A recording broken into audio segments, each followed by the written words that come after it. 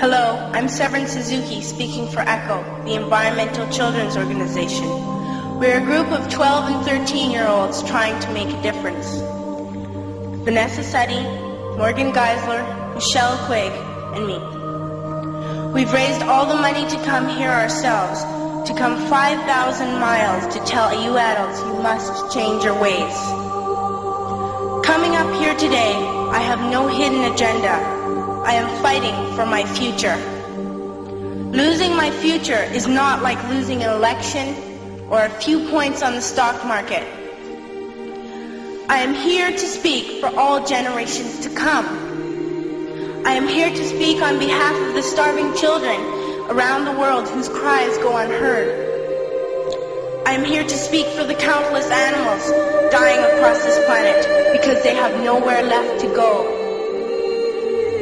I am afraid to go out in the sun now because of the holes in our ozone. I am afraid to breathe the air because I don't know what chemicals are in it. I used to go fishing in Vancouver, my home, with my dad, until just a few years ago we found the fish full of cancers. And now we hear of animals and plants going extinct, every day vanishing forever. In my life, I have dreamt of seeing the great herds of wild animals, jungles and rainforests full of birds and butterflies. But now I wonder if they will even exist for my children to see. Did you have to worry of these things when you were my age? All this is happening before our eyes, and yet we act as if we have all the time we want and all the solutions. I'm only a child and I don't have all the solutions.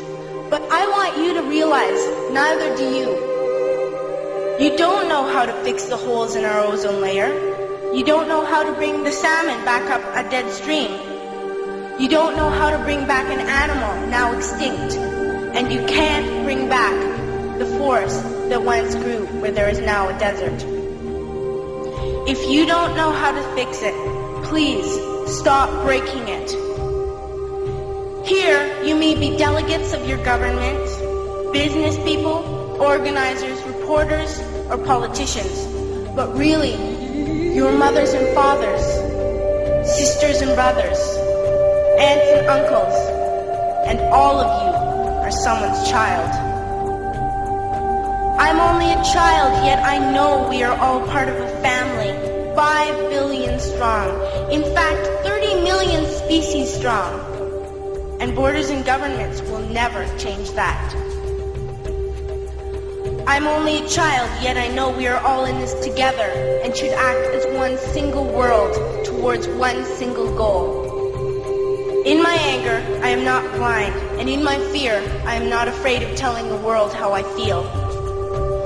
In my country, we make so much waste. We buy and throw away, and yet northern countries will not share with the needy. Even when we have more than enough, we are afraid to share. We are afraid to let go of some of our wealth. In Canada, we live the privileged life, with plenty of food, water, and shelter. We have watches, bicycles, computers, and television sets. The list could go on for 2 days. 2 days ago, here in Brazil, we were shocked when we spent time with some children living on the streets. This is what one child told us. I wish I was rich. And if I were, I would give all the street children food, clothes, medicines, shelter, and love and affection. If a child on the streets who has nothing is willing to share, why are we who have everything still so greedy?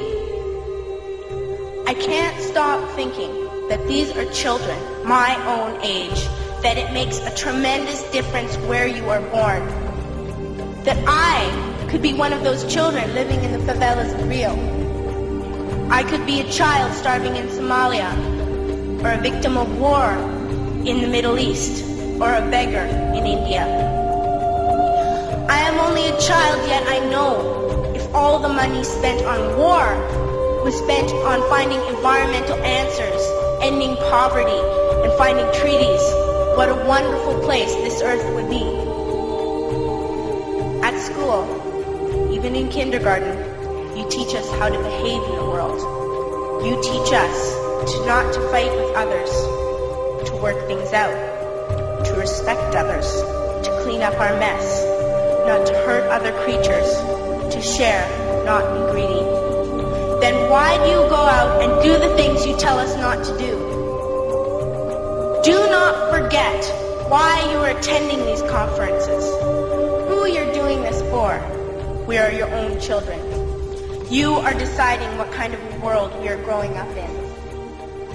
Parents should be able to comfort their children by saying, everything's going to be all right.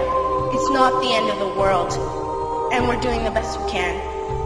But I don't think you can say that to us anymore. Are we even on your list of priorities? My dad always says, you are what you do, not what you say. Well, what you do makes me cry at night. You grown-ups say you love us, but I challenge you, please, make your actions reflect your words. Thank you.